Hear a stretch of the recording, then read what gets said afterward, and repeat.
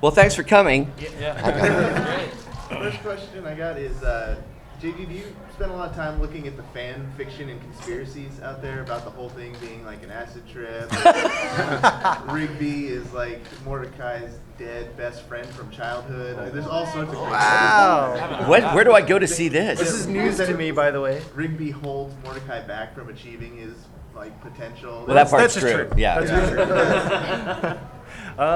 No, I haven't read a ton, but I mean, what you just said sounds amazing. YouTube, like there's full. Like, I'll have to look it up to see what 15 people minutes. think. Like, I always wonder what people think about High Five Ghost because he is a little confusing. Like, is he dead? Is he a ghost, or he's just around? Is he dead? Is he a ghost, or is he just around? He's just a dude. He's a cool dude. I have a question. So, I'm a big fan of the show. I remember watching the Thomas arc, and I was just kind of wondering how, was it always planned that he was going to be like a double agent? Was that from the beginning? Yes. Or was that just working in there later? Well, originally he was an intern who, like, we have interns every year, and we've all been interns, and so we know what it's like to be an intern and how you get treated when you're an intern. And so we wanted to have a character like that at the park. And then I remember online seeing fans being like, what does Thomas even do? He doesn't do anything. Because like once he just kind of settled in, he was like a real intern. He just kind of was in the background all the time. Yeah, not Yeah. saying anything.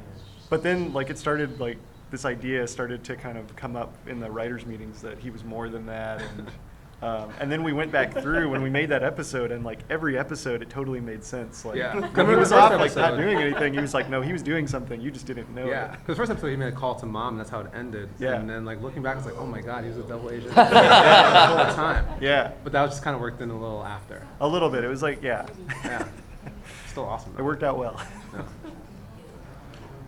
So do you guys have any like pre-recording rituals for when you go in to like record your lines? Like, We usually go, well, it's every Monday, and usually we all get there, and then we do levels and kind of read lines, and then we just go into it. I mean, it's to a point now where we know the characters really well, and it's pretty cool because in the record we have like the storyboards up on the wall, like on a big monitor. And so if there's ever anything that you're not sure about, like how hard are they yelling, you can see the picture and be like, oh yeah, just match that. So it's pretty fun. I like to take a shower just because it's a small room. People get, so that's something I do every Monday. There's a shower in there now. Yeah. Nice. How awesome is it working with Mark Hamill? And you guys try and sneak Star Wars stuff out of him? It's really cool. He's amazing.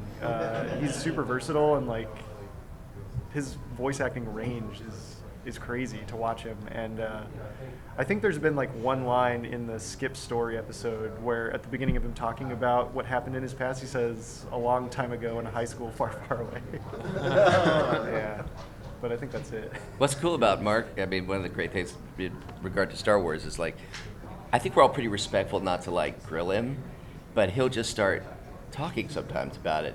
And then like the record comes to a halt and everybody, we just sit there and listen. Yeah, everyone's like You know, it's like- trying not to look like yeah, they're listening. Yeah, right. You know, back when I was working, yeah, it's great.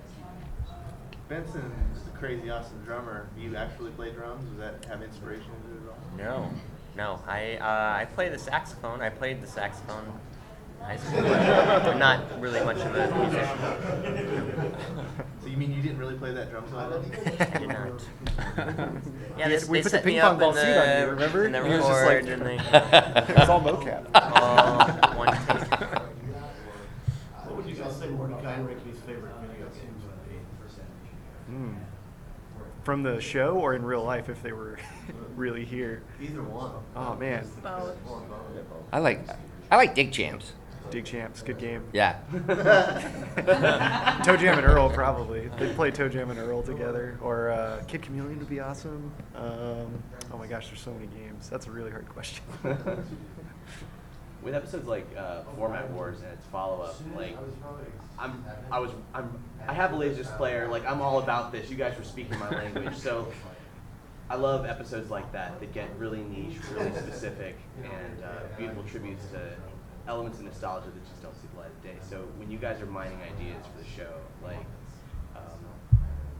what's the process like? We're like, what are we gonna nerd out about in this episode? Like, what are we gonna give the special treatment to that we love? Well, those specific ones, like the last Laserdisc player and the Format Wars, like that was specifically like all the old technology and how fast it gets replaced and everything. But also, I mean, we were talking about this before in another interview about how it is for the adults, like, who remember that stuff, because kids don't know what any of it is. They're like, what is a laser disc? it looks fake, but it was real. But then they get to learn about this old stuff. Yeah, we're informing history children. Yeah, it's Yeah. history. We teach history. Yeah. But it's really fun to go in and think like, oh, we should do an episode about, that stuff or anything that's old that isn't around anymore. It's just fun to keep it kind of in that 80s realm. Yeah. Sam, you play a lot of the key characters. Who's your favorite one? Not necessarily like voice, but like who's your favorite character? I don't know. Maybe. I guess if I had to pick, maybe Benson, because I can relate to him the most. And He gets real angry. he has, I don't know, he has fun scenes. I have a question. So I noticed that a lot of the montage scenes have like early 90s rock music, and like the video games are like 8-bit, 16-bit. What years would you say the show takes place, and like why those years in particular? Well, okay, so in the writer's room, we're very careful about not ever dating the show specifically, so we always keep it very vague. Yeah. I would say that it's within the decades of like the 80s / maybe early 90s, somewhere in there, but there's no specific year, and we're really careful about like anytime they mention something that it's like really hard.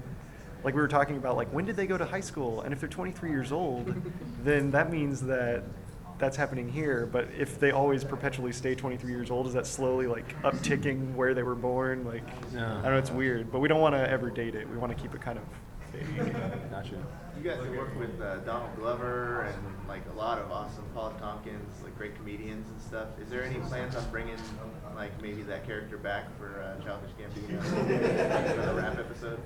We've talked about it, like bringing them back, but they like blew up at the end of that episode. they lost the rap battle to Pops, and then they blew up. So, but we like thought like, oh, could we bring them back somehow? Yeah, maybe there's ghosts, like they're coming back. Yeah, come back as ghosts or something. It'd be fun, but we haven't really figured it out if that's plausible in our universe or what. Yeah, I'm sure we could figure it out. Yeah.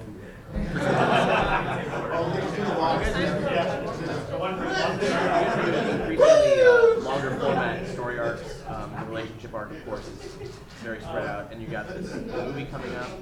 How has it changed your process for writing the show? You're clearly angling towards longer format storytelling at this point. Well, the half-hour episodes are always a lot of fun to do. I mean, they're harder, so we don't do them as much, obviously, but we know that like the fans react to them more positively, and it's just fun to be able to sit for like half an hour and watch a whole story. And then when they wanted to do the movie, originally they were like, why don't we do a 44-minute special? And I was like, why? Let's do a real movie.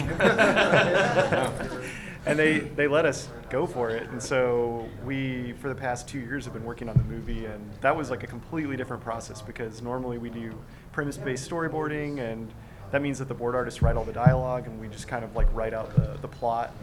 But that ended up being this crazy thing. Like it's a beast to do a movie, and so it was really interesting because we like would cut stuff out and reboard stuff, and we just redo things, and then we wrote like a script, and we really tried to wrap our heads around how to make something that you wouldn't get bored of that's over an hour long, because it's like that's a long time to sit down. And yeah, I think we finally did it, but it took over 2 years, and we were making the show at the same time, so it was a lot of fun. Yeah, I'm really excited for people to see it, and we're going to show the trailer in the panel today, so Thanks, that'll be guys. really cool. Thank you. Thank you. See you guys.